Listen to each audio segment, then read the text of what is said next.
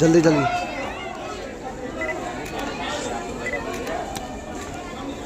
जय सुहेलदेव। जय सुहेलदेव। सम्मानित जिलाध्यक्ष महोदय, ये जो भाई लोग हमारे आए हुए हैं, ये जो इधर खड़े हुए हैं, इनसे मेरा अनुरोध है कि हम कृपया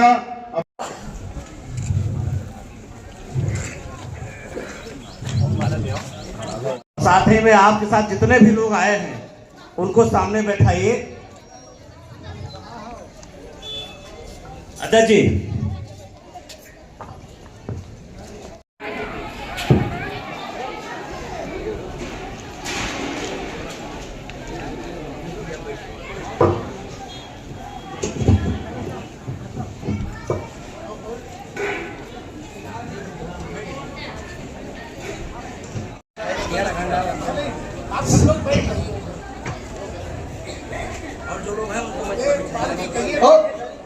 जो मंदिर के प्रांगण में पीछे खड़े हुए हैं, आप सबसे निवेदन है कि पंडाल में बैठने का कष्ट करें।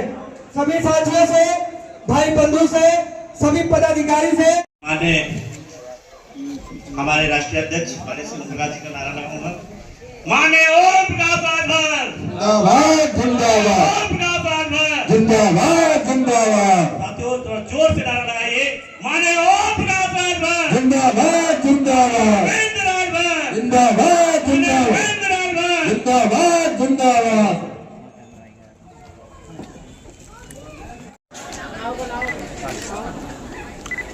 जल्दी जल्दी।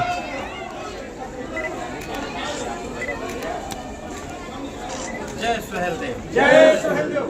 यही शक्ति है। जिस दल का अपना कोई संगठन नहीं, कहते हैं जिस दल का अपना कोई संगठन नहीं उसका अपना कोई बल नहीं। अगर बल चाहते हैं तो संगठन को मजबूत करिए। मैं आपके बीच में आता हूं, बार बार कहता हूं कि संगठन को मजबूत करिए, क्योंकि संगठन नहीं है तो कुछ नहीं है। हम रेस में हैं सत्ता की।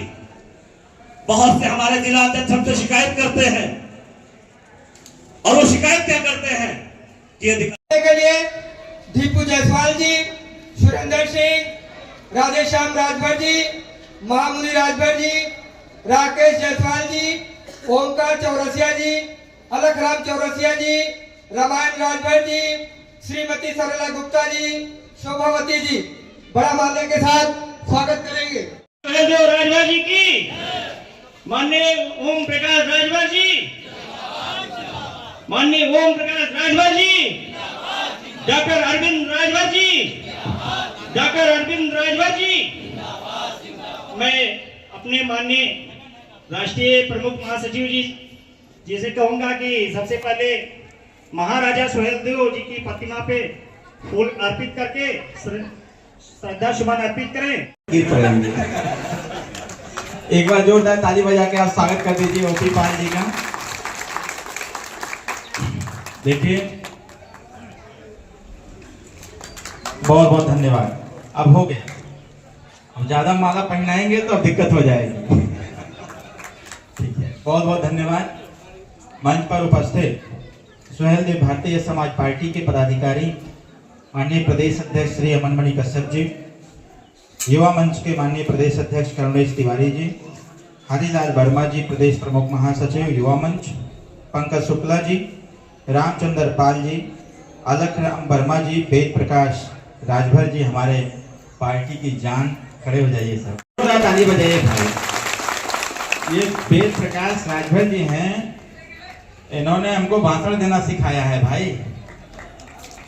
जोरदार ताली बजा के स्वागत कर दीजिए। बैठिए। मैं जब छोटा था, जब बाबूजी के साथ इधर बलरामपुर, गोंडा, बहराइच, श्रावस्ती जब मैं आता था, 12 साल 13 साल की अवस्था मेरी थी, तो मैं इनसे सीखता था। जब ये भाषण देते थे तो मैं नोट करता था कि ये मतलब ग्रामीण स्तर पर लोगों को समझाने के लिए क्या क्या बोलते हैं।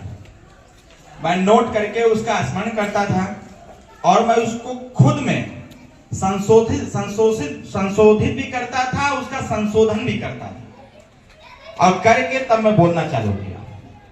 तो वेद प्रकाश राजभर जी पार्टी का स्तंभ है, और स्तंभ यूं कह लें कि इस मंडल में वेद प्रकाश जी हैं तो मतलब पार्टी जिंदा है। और डॉक्टर तुलसी राजभर जी, जिनको अभी अभी हमने प्रतिनिधि भी इनको नियुक्त भी किया, प्रदेश के नेता भी हैं, जोरदार ताली बजा के इनका भी स्वागत करिए। अभी हमारे माननीय संगठन मंत्री जी जो बोल रहे थे, ए भाई इतना जल्दी घबरा जाएंगे? सत्य बताऊं आपको, देखिए माननीय संगठन मंत्री जी ने जो कहा और जो आपने कहा, और दोनों लोगों ने जो कहा, जो हमने सुना, हम इस आकलन को कर सकते हैं और इसका जो कंक्लूजन है वह हम जरूर दे सकते हैं कि संगठन, राजनीति और परिवार कभी भी असमंजस से नहीं चल सकता है। हम सत्ता में जरूर हैं, लेकिन हम सहयोगी, और सहयोगी हैं। अधिकारी सुने या ना सुने, पार्टी आपकी है, ये पार्टी अधिकारियों की नहीं है। यह पार्टी आपकी है, जिन्होंने गमछा टांग लिया अपने कंधे पर, यह पार्टी उसकी होगी। यह पार्टी मेरी भी नहीं है। बेशक 8 साल से हैं, 8 साल मतलब समझ रहे हैं। मैं आपके जनपद में 2008-7 में आया हुआ और 2007 के बाद 2010 में आया था। 2010 में श्रावस्ती, बहराइच, बलरामपुर, गोंडा, लखीमपुर खीरी, पीलीभीत, बाराबंकी मैं रथ लेकर के आया था और एक संदेश चलाया था, संपूर्ण जन न्याय संदेश रथ यात्रा। मैं उसको लेकर के आया था क्योंकि मैं बीएसपी की सरकार थी, मैं जेल भी चला गया था, बहुत लाठी खाया था। मैं बीएचयू यूनिवर्सिटी का छात्र था और गरीबों के लड़ाई के लिए ही मंत्री जी धरना प्रदर्शन पर थे। हम लोग मंत्री जी से मिलने चले गए थे। भाई पुत्र मैं हूं उनका, पिता वो हमारे हैं, मैं मिलने चला गया। पुलिस वाले धई के तोड़ दिए, एक हाथ एक पैर तोड़ दिए, डाल दिए जेल में।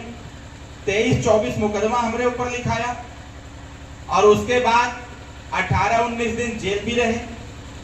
अभी कोई सिपाही किसी कार्यकर्ता को डांट देता है तो तुरंत गमछा फमछा उतार करके कह देते हैं हमारा सम्मान का बचा। यहाँ हमारे का हाथ पैर तोड़ गया, उठा के जेल में फेंक दे गया।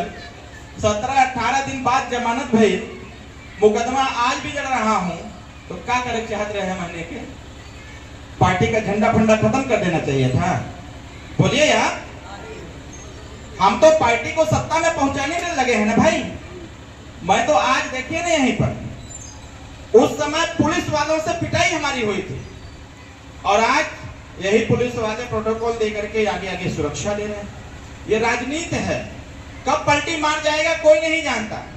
झारखंड में एक विधायक पर अगर मुख्यमंत्री बन सकता है तो चौरसिया जी ने सही कहा है, हम वह दौर पैदा करेंगे, उस स्थिति में लाके खड़ा कर देंगे कि उत्तर प्रदेश की सरकार मेरे हाथ में होगी और हमारा नेता मुख्यमंत्री है। मात्र 7 विधायक एक एमएलसी लेकर के, और आप सबके दम पर उत्तर प्रदेश की संगठन को मजबूत किया गया, बिहार के संगठन को मजबूत किया गया, पंजाब में संगठन मजबूत किया गया, दिल्ली में मजबूत किया गया, महाराष्ट्र में मजबूत किया गया। उसका परिणाम यह निकला कि देश के माननीय प्रधानमंत्री जब बुलाते हैं तो 1-1 घंटा बैठ के बात करते हैं और पूछते हैं कि इस पीले झंडे में बड़ी ताकत है। यह ताकत कहां से आई? मैं 2008 में आया, 2010 में आया, उसके बाद 2025 में आ रहा हूं और मैं धन्यवाद देता हूं इस मंडल के संगठन के लोगों को। हम जानते हैं ये जो भी दिख रहा है सामने, हमारे लिए ये महत्वपूर्ण नहीं है। गौतम बुद्ध जी की धरती है। गौतम बुद्ध जी ने बनारस में 7 लोगों को उपदेश दिया था। मैं भी आ रहा था तो हमारे पीएसओ साहब ने पूछा कि भैया, हमके भैया नहीं, ये एरिया गौतम बुद्ध जी का है, राजा सुहेलदेव राजभर जी का रहा है और यहाँ संगठन मजबूत करना मतलब पत्थर पर दूब उगाने के बराबर है। और मेरे आंख के सामने इतने कार्यकर्ता और महत्वपूर्ण पदाधिकारी बैठे हुए हैं, इससे मजबूत संगठन और किसी दल का हो ही नहीं सकता साथियों, यह मैं दावे के साथ कहना चाहता हूं। हम लोग भी वॉच करते हैं, वो चाहे